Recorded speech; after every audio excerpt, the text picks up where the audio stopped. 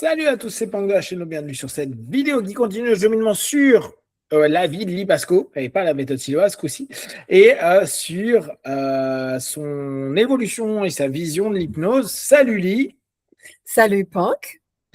Et on va un peu continuer en se questionnant sur l'hypnose, comment tu l'as abordé, etc. La dernière fois, on s'était arrêté à ta rencontre un petit peu avec l'hypnose ericksonienne, avec ce mouvement qui, toi, dans les apprentissages que tu as eus, donc plutôt anglo-saxon, n'était pas un apprentissage de base.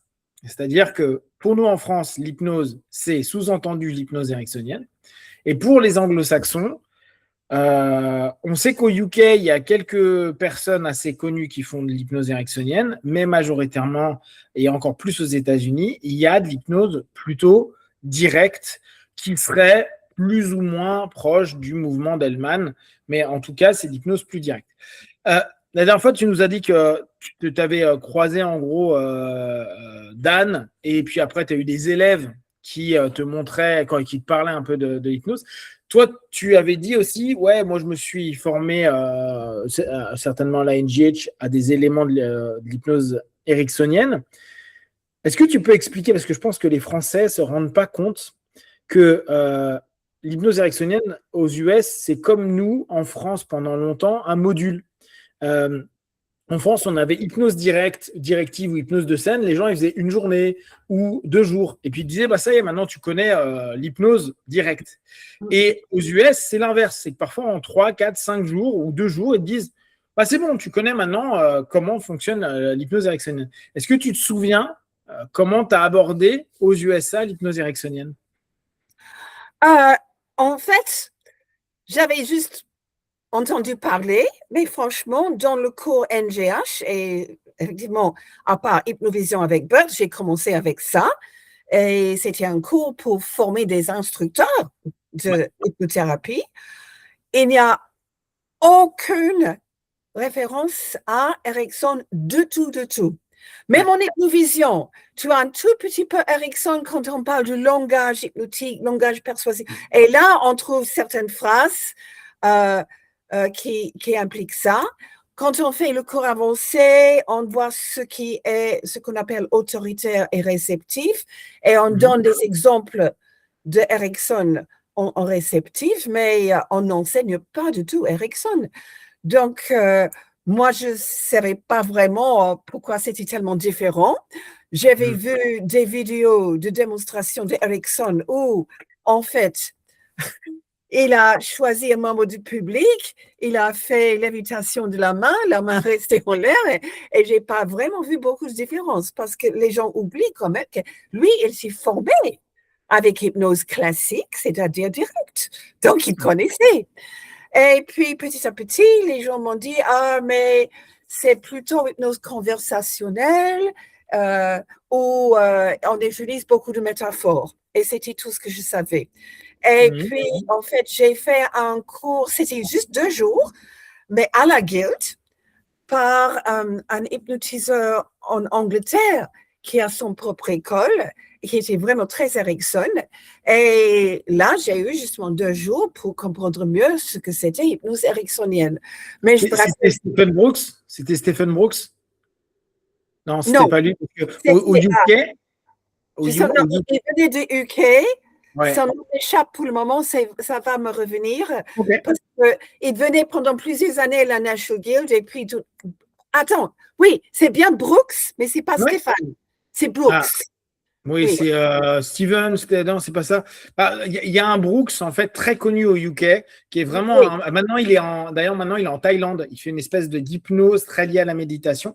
Et c'est un gars qui a été vraiment ultra carré, qui a beaucoup développé l'hypnose ericksonienne au UK et qui est un monsieur qui est costaud, hein, qui a un gros niveau. C'était bien lui. Hein? Ah, oui, très bon hypnotiseur. Wow! Et un intellect extraordinaire. Oui. J'étais très impressionnée quand je l'ai rencontré pour la première fois.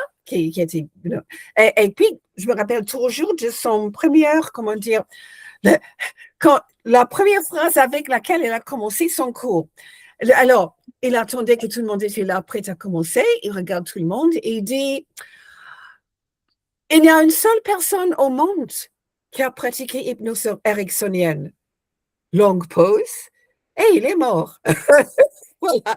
C'est-à-dire qu'on ne pourrait pas vraiment apprendre ce que Erickson avait développé. On pourrait juste être inspiré, étudier certaines techniques qu'il a fait, mais il nous a expliqué effectivement que lui-même, il ne voulait pas développer des techniques telles quelles pour certaines choses. Il voulait vraiment adapter chaque séance pour la personne qui était devant lui. Okay. Mais et là, j'ai vraiment rigolé parce que justement, j'ai vu des gens en France qui disaient « Ah, Erickson dit ceci, Erickson ne fait jamais cela », et ce n'était pas du tout vrai. Ouais, c'est hyper compliqué. Ouais, vraiment, hein. Le modèle ericksonien, alors c'est intéressant ce que tu dis. En plus, toi, tu l'as vu par quelqu'un qui est un Britannique. Donc, qui en plus, je ne sais plus qui c'était ses profs. Je crois que lui, je crois qu'il a eu Erickson à un moment donné en tant que prof, Jeffrey Zeg et tout ça. Je crois, hein, faudrait qu'on vérifie. Donc, c'est quelqu'un qui est de la première ou deuxième génération proche d'Erickson. C'est vraiment quelqu'un qui s'y connaît. Nous, il faut bien voir qu'on est énormément biaisé en France parce que nos écoles sont des écoles ericksoniennes. Ça a un peu changé ces 10 dernières années, mais globalement, on reste sur cette idée-là. Et on a eu tout le travail de la nouvelle hypnose qui était arrivée en France. Donc, nous, on avait des gars comme Chertok, etc., dans les années 50-60, qui étaient des psychanalystes qui ont fait de l'hypnose. Et Chertok était un des grands de l'hypnose française, qui faisait une hypnose directe-indirecte et qui parlait lui-même parfois d'Erickson. Mais c'est surtout avec la nouvelle hypnose qu'on a eu un retour de l'hypnose en France, un retour parce que c'était un petit peu caduc d'un point de vue médical, etc. Et comme je vous le disais la dernière fois, l'hypnose ericksonienne a beaucoup plu parce que ça permettait à nous, Français, qui avons besoin de choses, on va dire, très cartésiennes et très carrées, de dire c'est un médecin, psychiatre qui utilise l'hypnose, ce qui est hyper important. La nouvelle hypnose est une espèce de mix entre l'hypnose ericksonienne et la PNL surtout, un peu compliqué. Alors après, ils ont développé, je sais que si vous voulez apprendre nouvelle hypnose, maintenant c'est Olivier Perrault qui gère ça. Mais comme je vous avais déjà partagé, on a l'impression que ce qui nous est arrivé chez nous, c'est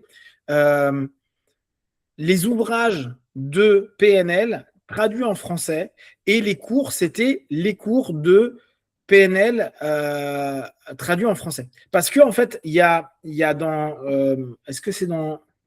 je ne sais plus c'est dans lequel. Il décrit vraiment le langage hypnotique de Erickson, il t'explique tout ce qui se passe dedans, etc. Et c'est exactement ce qu'on retrouve dans les cours. Du coup, c'est beaucoup la PNL qui a influencé l'hypnose ericksonienne, alors qu'à la base, c'était l'hypnose ericksonienne qui a nourri la PNL. Mais la manière de l'aborder en France est arrivée avec la PNL beaucoup. Et du coup, on a eu un modèle un peu biaisé, ce qui ne veut pas dire que les praticiens ne sont pas bons ou que les profs ne sont pas bons, etc. C'est plus, on n'a pas eu une version ericksonienne d'Erickson. On a eu une version d'Erickson de la PNL francisée et avec notre état d'esprit à nous. Tu vois l'élément. Oui, c'est ça. Et effectivement, je me rappelle une des premières fois qu'on s'est rencontrés, bon, c'était pas la première fois qu'on s'est rencontrés, mais qu'on a vraiment, c'était pendant un cours, je me rappelle, on a pris du temps à discuter. Je me rappelle que tous les deux, on était horrifiés de la façon dont Erickson était enseigné en France. Je me rappelle beaucoup de ça, parce que jusqu'à ça, tous les gens que j'avais rencontrés, on dit « Ah, Erickson », comme si c'était le grand maître, le grand Dieu et tout ça. Mais Erickson lui-même n'était pas du tout carré. C'est ça. Lui, il était fier qu'il ne faisait vraiment la même chose, qu'il inventait des choses au fur et à mesure pour ses clients. Et c'était un génie. Mais on ne peut pas apprendre aux gens comment être un génie, c'est ça. Donc, il y a multiples gens qui l'ont observé, qui ont pris ce qu'il a fait, qui ont structuré, qui ont justement fait d'une forme carrée. Et c'est pour ça que j'ai compris justement un tout petit peu comment on enseigne en France, parce que les gens arrivent à une vision. je lui demande qu'est-ce que tu apprends de ceci, et il me cite des choses qu'ils ont appris par cœur, des phrases pour mettre les gens en confusion, tac, tac, tac, tac, tac, qu'ils ont appris mot par cœur. Oui. Donc, Erickson ne pratiquait jamais comme ça. Donc, je trouve ça vraiment dommage qu'on a dit ça, c'est la seule façon dont on devrait le faire parce que justement, c'est la seule hypnose qui est sérieuse, qui est valable, qui est validée, etc.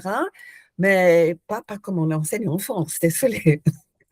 Ouais, mais tu vois, ça recroise quelque chose que après les Américains ont aussi au travers des scripts, mais il y avait un espèce de truc de dire ce que l'on dit en transe, quand la personne est en état de transe, donc pendant une séance d'hypnose, les mots qu'on choisit sont hyper importants et hyper impactants. La réalité, c'est que notre prosodie, notre manière de le dire, la manière dont on l'a entraîné, amené à utiliser un mot spécifique, il n'y a pas un mot magique. Sauf que l'hypnose indirecte telle qu'elle a été proposée en France, c'est beaucoup faire croire qu'il y a une manière et un type de phrase à dire pour que ça fonctionne. Pour qu'il n'y ait pas de résistance du facteur critique si on le remet dans notre principe. Et donc, le principe de confusion-saturation permettrait de bypasser à ce moment-là. Et donc, si tu ne le fais pas bien, ça veut dire que ça ne marchera pas. Et du coup, ça fait stresser l'opérateur, donc l'hypno, à se dire, waouh, si je ne dis pas les bonnes phrases, si je n'utilise pas les bons mots, il ne se passera pas d'hypnose. Et c'était à l'époque ce que moi je montrais avec je disais, on peut faire une séance d'hypnose avec 3 mots. Et toujours les mêmes. Tu te sens bien, la vie est belle et tu iras mieux. Voilà. Et tu fais une séance d'hypnose entière avec ces 3 mots. Tu descends de plus en plus à l'intérieur de toi et tu te sens bien. Plus tu te sens bien, plus tu vas t'ouvrir à tes solutions, tu vas être bien. Tu vas être de mieux en mieux et tu te sens déjà bien, etc. Et tu dis 3 mots et tu fais que ça. Et tu t'aperçois que le retour de séance, dans l'instant en tout cas, est aussi bon que si tu avais fait des métaphores compliquées, si tu avais fait de la confusion, de la saturation, etc. etc. Et cette notion, elle a été assez problématique parce que ça a fait toute une génération d'apprenants qui se sont dit ouais, mais si je ne connais pas par cœur comme ça, ou pire, si je ne parle pas comme mon professeur qui arrive à avoir une prosodie, une manière de parler qui est merveilleuse et incroyable, avec une voix extraordinaire et des sémantiques et des métaphores incroyables, je ne peux pas faire d'hypnose. Et je trouve que ça a d'un coup complexifié un système qui se voulait pas forcément complexe. Et comme tu disais tout à l'heure, l'Ericksonien et surtout Monsieur Erickson, ce qu'il a créé, c'est l'utilisationnel, c'est-à-dire la capacité à utiliser l'ensemble des éléments qui se présentent. Oui. Cette notion est importante. Génial pour ça. Et c'est pour ça que les gens qui arrivent, qui disent « Ok, je vais utiliser la formule ». Alors, franchement, récemment, j'étais en train de écouter des petites audios et c'était une hypnotiseur et ça commençait très bien, je respirais, je sentais bien, etc. Et puis, il dit « Je ne sais pas si tu vas faire ceci ou si tu vas faire cela. » Je dis, oh non, pas encore des formules. Et ça a tout ruiné, tu sais. Ouais. Parce que je savais qu'il avait appris ça par cœur. Il faut que je fasse ça pour être direct, pour ne pas trop sentir, oh là là. Mais non, si on a déjà entendu, on sait bien que c'est tellement structuré et carré. Et c'est pas ça, Erickson. C'est vraiment quoi. Ce que tu viens de montrer là, c'est ce qu'on appelle les choix illusoires. Tu peux décider de t'asseoir maintenant ou de t'asseoir tout de suite, ou tu peux décider de t'asseoir maintenant ou dans quelques instants. Ça donne à la personne, genre, c'est moi qui décide, alors qu'en fait, tu es juste en train de suivre tu peux t'asseoir. La suite est juste un complément. Donc, c'est ce qu'on appelle un choix illusoire. Et effectivement, pour certains, pas tous, il y en a qui adorent. Le choix illusoire, je l'utilise moi-même, mais avec une formule comme je ne sais pas si tu vas faire ceci ou tu vas faire cela. Je dis, oh non, non, on a appris ça par cœur. Exactement. Mais parfois, c'est même pas, ils n'ont pas appris par cœur. C'est-à-dire que ce qui est amusant, moi, pour avoir eu beaucoup de personnes aussi, des apprenants qui venaient du l'IFHE, de l'Arche, de l'ECH, et puis bon, maintenant de Synapse et tout ça, tu vois qu'ils parlent comme leur prof parlait. C'est-à-dire que leur prof, ils ont entendu pendant 1 semaine, 2 semaines, 3 semaines, 4 semaines leur prof parler comme ça. Et c'est normal. Au départ, ils sont vierges d'apprentissage. Ils voient que l'autre parle comme ça. Et vu que, alors ça se fait un peu moins maintenant, mais dans certaines écoles, pendant un moment, si tu parlais en direct ou si tu ne parlais pas avec le timbre de voix ou les orientations justement avec ces automatismes de langage. Tu avais des superviseurs qui venaient taper avec un petit truc, ils mettaient un mot dessus, ils disaient non, pas de direct, interdit, faut pas, etc. pour que la personne se reprenne. Donc en fait, ils ont été conditionnés à parler d'une certaine façon et d'amener à dire l'hypnose, c'est comme ça. Donc tout ça, ça se comprend. Moi, le moment où j'ai... bon, tu connais un peu ma manière de voir l'hypnose. Ouais. Pour moi, ce qui est important, c'est d'essayer d'aller comprendre ce que les gens aux origines nous ont enseigné. C'est pour ça que j'étais allé voir Burt. J'avais adoré ton cours avec toi. Le jour où on a eu l'opportunité d'aller voir Burt, je me dis d'autant de plus cool parce que moi, ça me permet de comprendre ou en tout cas de voir la dernière version que la personne est là et donc sa manière d'aborder l'hypnose, comment il le partage, comment il le diffuse, etc. Et donc, j'avais fait de même avec l'hypnose ericksonienne, où je m'étais formé autour de 2007-2008. Et puis, j'avais fait d'autres écoles, je n'avais pas accroché. Le jour où j'ai découvert Jerry Kine, puis après toi, puis après plein de personnes dans la mouvance plus directe, ça me parlait, parce que c'est mon énergie, parce que ça me correspond davantage. Mais je me suis pas dit, ouais, non, mais l'Ericksonien, alors si, je taquinais beaucoup l'Ericksonien à dire, non, mais c'est n'importe quoi ce qu'ils font, mais c'était plus pour taquiner les gars où tout le monde disait, c'est Dieu, c'est le gars le plus incroyable de l'hypnose, etc. Donc ça m'énervait, vu que moi je suis un peu pushy, je poussais un peu. Mais factuellement, moi je continuais à étudier. Donc j'allais aussi bien dans des trucs de PNL, puis à un moment je me suis dit, mais attends, moi j'aimerais me former à Milton Erickson Institute à Arizona. Et le moment où je devais faire mon voyage là-bas, ça ne s'est pas fait, mais j'ai eu une opportunité de quand même suivre le cours. Et j'ai suivi le cours donc, de la Milton Erickson Institute avec Jeffrey Zeg. Et Jeffrey Zeg, c'est en gros le successeur de Milton Erickson. Oui. Avec Jerry Brent, etc. etc. Des gens que je trouve assez super. Et ce qui a été très intéressant, c'est que Zeg disait constamment, et je le répète assez souvent, mais je trouve que c'est important, je ne vais pas vous enseigner de l'hypnose ericksonienne, je vais vous enseigner de la communication qui va vous aider dans les psychothérapies, et cette communication est une communication de type ericksonien. Ce qui déjà modifie l'ensemble de la manière de percevoir l'hypnose. Ce n'est pas l'hypnose d'Erickson, mais comme nous, en France, et moi j'ai été l'un des fautifs, hein, c'est moi qui, pour vendre l'inverse d'hypnose ericksonienne, j'avais commencé à dire l'hypnose hellmanienne. Je faisais que de le dire, puis l'hypnose kainienne. En gros, je mettais des iniennes à tout pour dire il y a des écoles différentes. Ce qui est une idée idiote, parce qu'on revient à la même chose que ce que tu as dit tout à l'heure. Qui faisait ce que tu as dit ton prof, hein. Qui est-ce qui faisait de l'hypnose ericksonienne? Erickson. Qui est-ce qui faisait de l'hypnose hellmanienne? Dave Hellman. Point. Larry, déjà, Larry ne faisait pas beaucoup d'hypnose, mais Larry ne faisait pas l'hypnose de son père. Comme Jerry Kine ne faisait pas de l'hypnose hellmanienne, il faisait de l'hypnose de Jerry Kine. Comme l'hypnose de Lipasco, ce n'est pas l'hypnose que t'a donné Burt Goldman. C'est ton hypnose à toi, ta manière de faire. En fait, c'est dur à admettre, mais il y a des tendances. Et après, tu peux accrocher telle ou telle chose. Mais Erickson était unique. Il était balèze sur des trucs, comme tu dis, direct, directif, comme indirect au fur et à mesure.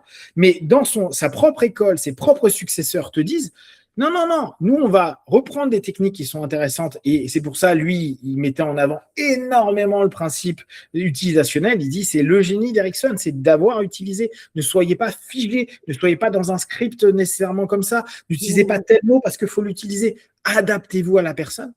Et j'avais trouvé que ça donnait quelque chose de vachement plus sympa. Ça donnait une hypnose qui est vraiment cool, mais qui est plus une humain, en fait. Pardon? Je sais qu'on parle de hypnose humaine, mais c'est très humain, cette approche de vraiment écouter, étudier bien, prendre compte de ce que le sujet dit, fait, veut lui-même et s'adapter. Et ça, c'est le contraire de la façon dont on enseigne en France. C'est vraiment dommage. Mais peut-être, alors là, je suis en pure supposition. Peut-être que ça change aujourd'hui quand même. Oui, je pense que déjà, ça a évolué complètement. Oui. Mais peut-être, c'est parce que c'est dur à enseigner. Tu vois, je vois, moi, les cours qu'on a suivis avec l'Institut de Zeg, donc la Milton Erickson Institute, tu sens, c'est intéressant, mais tu dis, waouh, on sent qu'il y a des moments pour nous expliquer un concept.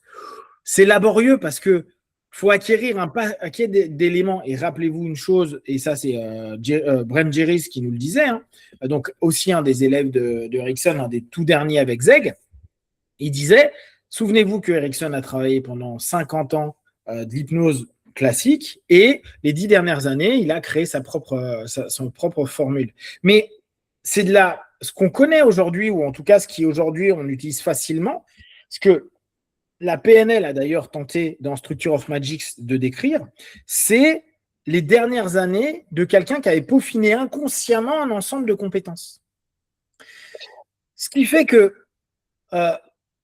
pour expliquer un concept, il faut expliquer comment il a été structuré le concept. Sauf que si tu n'as pas les bases de connaissances de l'hypnose plus classique, on t'apporte un produit fini, c'est comme si on présente une recette, on présente une recette, mais qu'on te montre le produit final et qu'on ne te remonte pas les étapes de la recette. Oui, on va dire, oui, mais suis comme ça, mais tu ne sais même pas réellement comment les œufs ont été battus, quand est-ce qu'on a mis tel truc, quand on a fait réchauffer telle chose, etc. Et du coup, on nous montre le produit final, mais on n'a pas compris la structure. Ou en tout cas, on ne l'a pas acquise. Ce qui fait que c'est dur. Ouais, moi, je dis souvent aux gens, écoute, je crois que c'est très bien si vous étudiez Erickson et ses styles, mais pas si vous êtes débutant. C'est comme si vous arrivez à l'école, justement, qu'est-ce qu'on appelle ça, avant même l'école primaire. Maternelle. Maternelle. Vous arrivez à l'école maternelle et on commence à vous donner un cours à l'université. Bien sûr, les gens sont complètement perdus, mais voilà, mais si on a déjà pris les bases, si on a pratiqué un peu, là, tout ce qu'on peut apprendre avec Erickson, c'est justement comme si, enfin, vous arrivez à l'université et là, vous pouvez vraiment raffiner vos techniques, mais avant ça, c'est trop tôt. Je pense que tu as raison, tu vois. Là, tu as utilisé un mot qui est complètement juste. En tout cas, je ressens la même chose. L'hypnose ericksonienne, c'est une hypnose qui est hyper fine. Elle est raffinée, effectivement. Il y a un process où, effectivement, la manière où il utilise ses métaphores, ses confusions, comment il arrive à recadrer au travers d'une histoire, comment il arrive à amener une suggestion tout en étant dans du jeu, de la provocation ou au contraire du retrait, c'est super chouette. C'est super technique en fait. Mais effectivement, c'est comme si vous étiez en train de demander à quelqu'un qui était en train d'apprendre à compter 2 plus 2 égale 4, de dire, bon, tu vas me faire une équation au xème degré où tu vas me faire des éléments complexes de mathématiques. Bien sûr que c'est trop bien d'arriver à ce niveau-là. Mais effectivement, commencer par des structures aussi complexes, moi, je me souviens, ça m'arrive encore il y a pas longtemps, je donne cours et j'avais des personnes donc, qui avaient été à la base ericksoniens et qui me disent, non, mais en fait, c'est vachement facile.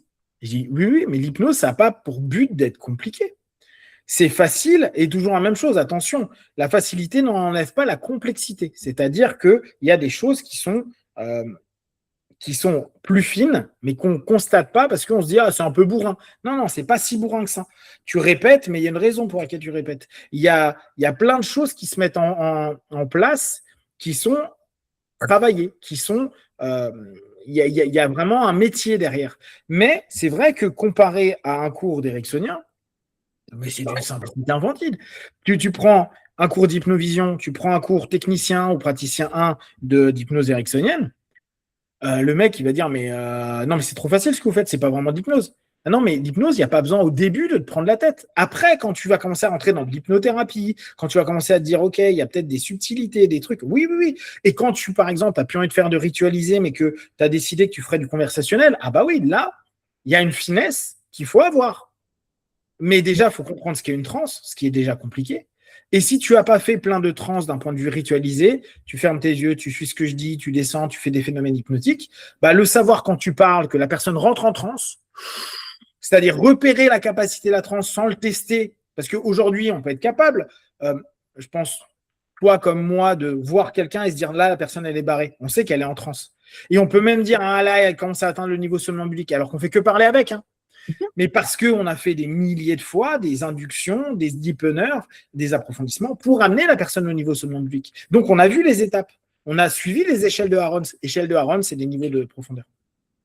Et donc, on a cet œil-là. On reconnaît le souffle qui a changé. On reconnaît le teint qui se transforme. On reconnaît l'œil qui est différent. On reconnaît l'absence, la latence, la dissociation.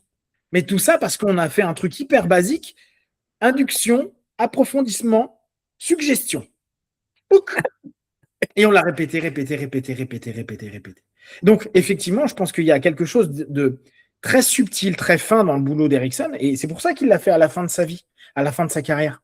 Oui. Ce qu'il a proposé, c'est l'alphabet pour pouvoir lire et écrire. Complètement. Du coup, ça fait vraiment cogiter. Et c'est intéressant. C'est pour ça que je trouve que ta manière de l'aborder et de l'aborder comme beaucoup d'Américains. Moi, quand je suis allé aux US à plusieurs reprises et que je parlais d'Erickson dans certains de mes cours, on peut prendre quand j'étais au Texas, etc., avec Albanian, les mecs ne connaissaient pas Erickson. Ils vont dire oui, ouais, c'est de la PNL. Non, c'est un mec. Mais ça change quoi par rapport à PNL? Ouais, ça va être compliqué de t'expliquer. Parce qu'en fait, on peut difficilement, au fur et à mesure de l'évolution de la PNL, on est arrivé à se dire que ce qu'ils avaient, eux, constaté de l'hypnose ericksonienne était juste. Alors que Jeffrey Zeck va te dire, et même Erickson, dit, non, ils n'ont pas compris certains trucs. Ce qui est normal. Toi, de l'extérieur, si j'analyse Lee, je vais vous dire, Lee, vous voyez, là, techniquement, elle utilise ça. Un classique de Lee. Lee, elle va ne pas se souvenir d'un mot ou utiliser un mot franglais pour dire, mais vous le dites comment? Ce qui permet de refocaliser. Mais ça, c'est une interprétation. Elle peut le faire parfois volontairement, parfois elle est fatiguée et juste, elle ne le fait pas volontairement. Mais si moi, je traduis, regardez, c'est incroyable, Lee vient de nous faire un petit coup à la Lee, genre, mais comment vous le dites déjà en français? Et là, d'un coup, tu vois que tout le monde est en train de se focaliser, d'être hyper truc et de, du coup, reprendre le lead, donc trouver potentiellement une réponse à quelque chose à l'intérieur de lui. Stratégiquement, c'est incroyable. Mais il y a des moments où tu le fais juste parce que tu es crevé, parce que c'est le 4e jour, que tu dis, ouais, bon, on vous dit ça comment en français? Exactement. Et c'est en ça où c'est compliqué. Les mecs de la PNL, ils ont étudié un Erickson, et moi, je trouve que ce qu'ils ont fait était top. Mais Erickson dit non, mais ils n'ont pas compris. C'est normal parce que quand lui lit, attends, Erickson le fait comme ça, Erickson se dit, mais attends, mais moi quand j'ai fait ça, je n'avais pas cette intention-là. Mais la traduction que toi tu fais dans ton livre, c'est te dire, l'intention était ça, ce qui n'est pas vrai. C'est pour ça que c'est très, très, très, très compliqué, ce qu'on appelle la modélisation. Modéliser, on le retrouve dans un des cours que donnait Lee, qui est d'ailleurs, je crois, dans un des éléments de Burt, où on va aller chercher de la connaissance, de l'information et la ramener à l'intérieur de soi. Voir des gens qui réussissent et reprendre les éléments, modéliser le succès de la personne. C'est pas si simple que ça. Il y a quantum jumping où on va rencontrer une autre version de nous, mais il y a aussi l'avant-scène en Supermind de Burt. Tout à fait. On se voit en train de jouer une scène et puis on met un comédien qui a toutes les capacités qu'on a et on fait modeling pur et dur. Exactement. Oui. Alors, pour ceux qui l'ont fait, c'est ce qu'on appelle de la modélisation et c'est un élément que la PNL a beaucoup travaillé. Si vous voulez voir quelqu'un qui l'a encore bossé beaucoup dans la PNL, c'est Tony Robbins, notamment dans les années 90-2000, il faisait énormément monter sur scène des gens et leur faire de la modélisation. C'était quelque chose où il était particulièrement pertinent et où on voyait les gens, ce qu'ils appellent eux des states, ce qui équivaut un petit peu à nous, donc des états, pardon, ce qui équivaut un peu pour nous aux trans, on voit les personnes changer de state, changer d'état. Ils sont dans le truc, ils modélisent et au fur et à mesure, on les voit complètement barrés. Et d'un coup, ils font je me sens mieux. Et on voit leur body language qui change, leur prosodie, leur manière de parler, leur timbre de voix. Tout change. Et ça, c'est assez impressionnant. C'est pas dit que ça dure tout le temps, mais ne serait-ce que le fait de le vivre pendant un quart d'heure, une demi-heure, 1 heure, ou 2 jours, ou 10 jours, c'est déjà incroyable. C'est incroyable. Et ça, c'est des éléments que Burt avait rajouté dans Supermind et dans pas mal d'éléments comme ça. On va s'arrêter là sur la première partie. On va revenir, on va continuer à papoter de tout ça. Si déjà vous avez des questions, des remarques sur tout ce qu'on vient de dire, n'hésitez pas. Et comme d'habitude, de tout ce qu'on propose, ne prenez que ce qui est bon et juste pour vous. Testez, observez, analysez et concluez. À tout de suite, Lee. À tout de suite. Donne-moi 2 secondes. Il faut absolument que je trouve qui c'est.